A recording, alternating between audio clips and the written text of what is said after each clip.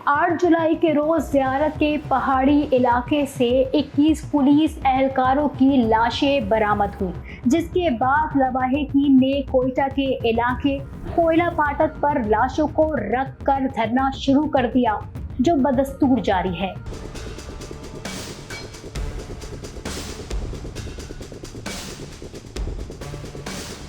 मुजाहिरीन ने वाज़ेह ऐलान किया है कि मुतालबात की मंजूरी तक धरना जारी रखा जाएगा।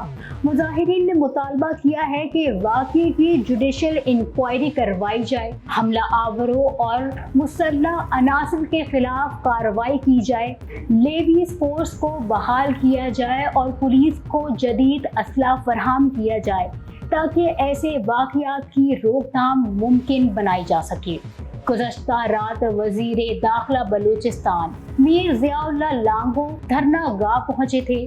वहाँ उन्होंने लवाहिकीन कमेटी और सियासी क़यादत से मुज़ाकरात किए और वज़ीर आला बलूचिस्तान मीर सरफराज बुगटी से मुलाकात की पेशकश भी की। ताहम लवाहिकीन ने मौक़िफ़ इख्तियार किया है कि पहले इनके मुतालबात हुकूमत तस्लीम करे, इसके बाद ही वो धरना ख़त्म करने पर गौर करेंगे। वज़ीर दाखिला और लवाहिकीन के दरमियान होने वाले मुज़ाकरात किसी नतीजे पर ना पहुँचे, जबकि मुज़ाहिरीन हुकूमत के आइंदा के फैसले पे मुंतज़िर है। सवाल ये है कि हुकूमत मुज़ाहिरीन के मुतालबात तस्लीम करेगी या धरना बदस्तूर जारी रहेगा।